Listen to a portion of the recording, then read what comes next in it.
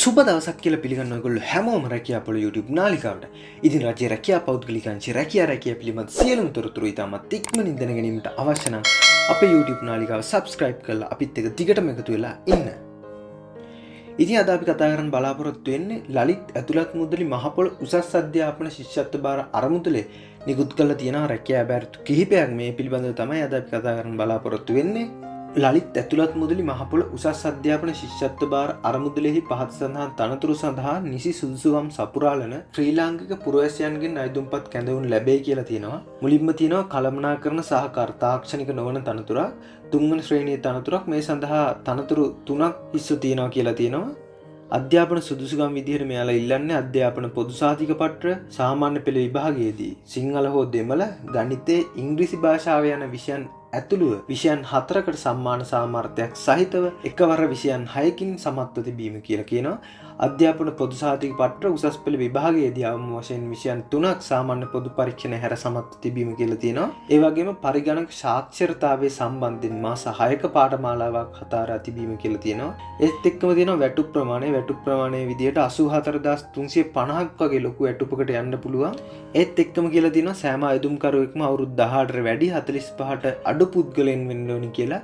තනතුරෙහි රාජකාරී ඉටු කිරීම සඳහා සුදුසු ශාරීරික සහ මානසික සෞඛ්‍යයකින් හෙබි අයකු විය යුතුයි කියලා තියෙනවා. දිවයිනේ ඕනෑම ප්‍රදේශයක ස්ථාන මාරුවීම් ලබා ගැනීමේ හැකියාව නොමැති අතර ලලිත් ඇතුළත් මුදලි මහපොළ උසස් අධ්‍යාපන ශිෂ්‍යත්ව භාර අරමුදල ස්ථාපිත කර ඇති ස්ථානයේ සේවය කිරීමට හැකි විය යුතුයි කියලා තියෙනවා. විශිෂ්ට චරිතයකින් හෙබි අයකු විය යුතුයි කියලා තියෙනවා. ඉංග්‍රීසි, සිංහල සහ දෙමළ භාෂා පිළිබඳ දැනුම හා ඉංග්‍රීසි දෙමළ භාෂා කතා කිරීමේ හැකියාව අමතර සුදුසුකමක් විදිහට සැලකනවා කියලා තියෙනවා.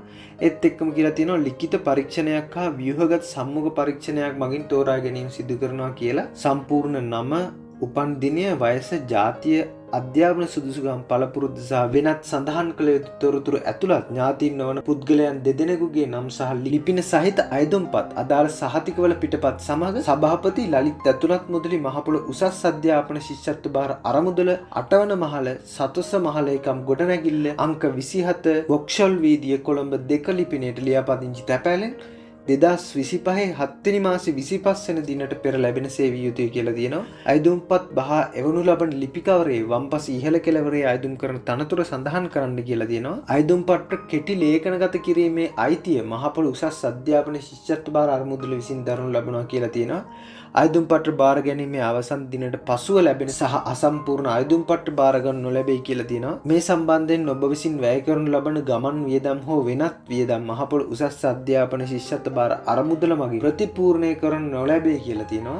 ඒත් එක්කම තවත් දැන්වීමක තියෙනවා තවත් තනතුරු කිහිපයක්. ඒ තනතුරු ගැන තව විමසා බලමු. අධ්‍යක්ෂක තනතුරු එකක් තියෙනවා. ඒකේ අධ්‍යාපන සුදුසුකම් විදිහෙන් මෙයාලා ඉල්ලන්නේ විශ්වවිද්‍යාල ප්‍රතිපාදන කොමිසම් සභාව විසින් පිළිගත් ව්‍යාපාර කළමනාකරණය, මූල්‍ය වාණිජ ගිණුම්කරණය, ව්‍යාපාර පරිපාලනය හෝ තනතුරට අදාළ විශේෂ ශාස්ත්‍රයේ වෙනත් උපාධියක් ලබා තිබීම සමග අදාළ ශාස්ත්‍රයේ පශ්චාත් උපාධියක් මාස්ටර් එකක් කරලා තියෙන්න ඕනි කියලා තියෙනවා.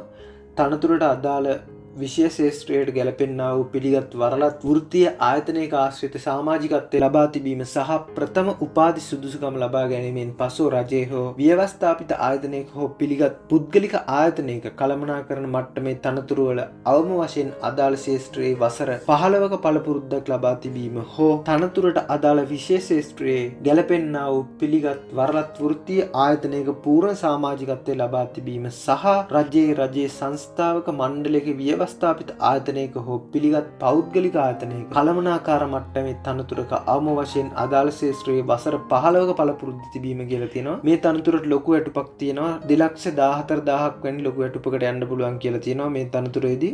ඊළඟට තියෙනවා අභ්‍යන්තර විගණක තනතුරක්, දෙවන ශ්‍රේණියේ තනතුරක්. තනතුරු ප්‍රමාණය 1යි කියලා තියෙනවා. මේකේ අධ්‍යාපන සුදුසුකම් විදියට ඉල්ලන්නේ විශ්වවිද්‍යාල ප්‍රතිපාදන කොමිසම් සභාව විසින් පිළිගත් ව්‍යාපාර කළමනාකරණය, මූල්‍ය වාණිජ ගිණුම්කරණය හෝ තනතුරේ අදාළ විශේෂ ශාස්ත්‍රයේ වෙනත් උපාධියක් ලබා තිබීම සමග උපාධිය ලබා ගැනීමෙන් පසු රජයේ රාජ්‍ය සංස්ථාවක මණ්ඩලයක ව්‍යවස්ථාපිත ආයතනයක හෝ පිළිගත් පෞද්ගලික ආයතනයක විගණන කටයුතු වලට අදාළව අවම වශයෙන් වසර 1ක පළපුරුද්දක් ලබා තිබීම හෝ තනතුරට අදාළ විශේෂ ක්ෂේත්‍රයේ ගැලපෙන්නා වූ පිළිගත් වරලත් වෘත්තීය ආයතනයක අන්තර් මධ්‍යම පරීක්ෂණයේ සමත් වීම සහ සුදුසුකම් ලබා ගැනීමෙන් පසු තනතුරට අදාළ විශේෂ ක්ෂේත්‍රයේ අවම වශයෙන් වසර 1ක පළපුරුද්දක් ලබා තිබීම කියලා තියෙනවා. මේ තනතුරෙත් 1,68,000කට වැඩි වැටුපකට යන්න පුළුවන් කියලා තියෙනවා. ඒත් එක්කම තියෙනවා ගණකාධිකාරී දෙවන ශ්‍රේණියේ තනතුරු සංඛ්‍යාව 1යි කියලා තියෙනවා. මේකෙත් අධ්‍යාපන සුදුසුකම් විදියට ඉල්ලන්නේ විශ්වවිද්‍යාල ප්‍රතිපාදන කොමිසම් සභාව විසින් පිළිගත් ව්‍යාපාර කළමනාකරණයේ මූල්‍ය වාණිජ්‍ය ගිණුම්කරණය හෝ තනතුරට අදාළ විශේෂ ක්ෂේත්‍රයේ වෙනත් උපාධියක් ලබා තිබීම සහ උපාධිය ලබා ගැනීමෙන් පසු රජයේ රාජ්‍ය සංස්ථාවක මණ්ඩලයක ව්‍යවස්ථාපිත ආයතනයක හෝ පිළිගත් පෞද්ගලික ආයතනයේ ගිණුම් කටයුතු වලට අදාළව අවම වශයෙන් වසර 1ක පළපුරුද්දක් ලබා තිබීම කියලා තියෙනවා. එහෙම නැත්නම් තනතුරට අදාළ විශේෂ ක්ෂේත්‍රයට ගැලපෙන්නා වූ පිළිගත් වරලත් වෘත්තීය ආයතනයක අන්තර් මධ්‍යම පරීක්ෂණයේ සමත් වීම සහ සුදුසුකම් ලබා ගැනීමෙන් පසු තනතුරට අදාළ විශේෂ ක්ෂේත්‍රයේ අවම වශයෙන් වසර 1ක පළපුරුද්දක් ලබා තිබීම කියලා. මේ තනතුරෙත් 1,68,000කට වැඩි වැටුපකට යන්න පුළුවන් කියලා තියෙනවා. ඒත් එක්කම තියෙනවා තවත් තනතුරක් තොරතුරු තාක්ෂණික කළමනාකරු දෙවන ශ්‍රේණියේ තනතුරු සංඛ්‍යාව 1යි කියලා තියෙනවා. අධ්‍යාපන සුදුසුකම් විදියට ඉල්ලන්නේ විශ්වවිද්‍යාල ප්‍රතිපාදන කොමිසම් සභාව විසින් පිළිගත් තොරතුරු තාක්ෂණික විද්‍යා උපාධියක් හෝ තනතුරට අදාළ විශේෂ ක්ෂේත්‍රයේ වෙනත් උපාධියක් ලබා තිබීම සහ සුදුසුකම් ලබා ගැනීමෙන් පසු රජයේ රාජ්‍ය සංස්ථාවක මණ්ඩලයක ව්‍යවස්ථාපිත ආයතනයක හෝ පිළිගත් ආයතනයක තොරතුරු තාක්ෂණ ක්ෂේත්‍රයේ අවම වශයෙන් වසර 1ක පළපුරුද්දක් ලබා තිබීම කියලා තියෙනවා. වැටුප් ප්‍රමාණය මේකෙත් 1,68,000කට වැඩි වැටුපකට යන්න පුළුවන් කියලා තියෙනවා. වෙනත් කියලා තියෙනවා සෑම අයදුම්කරුවෙක්ටම අදාළ කරුණු කිහිපයක්. අධ්‍යක්ෂක තනතුරු සඳහා වයස අවුරුදු 35ට නොඅඩු විය යුතු අතර අවුරුදු 55ට නොවැඩි විය යුතුයි කියලා තියෙනවා. අභ්‍යන්තර විගණන දෙවන ශ්‍රේණියේ ගණකාධිකාරී දෙවන ශ්‍රේණියේ හා තොරතුරු තාක්ෂණ කළමනාකරු දෙවන ශ්‍රේණියේ තනතුරු සඳහා වයස අවුරුදු 22කට නොඅඩු විය යුතු අතර අවුරුදු 45ට නොවැඩි විය යුතුයි කියලා තියෙනවා.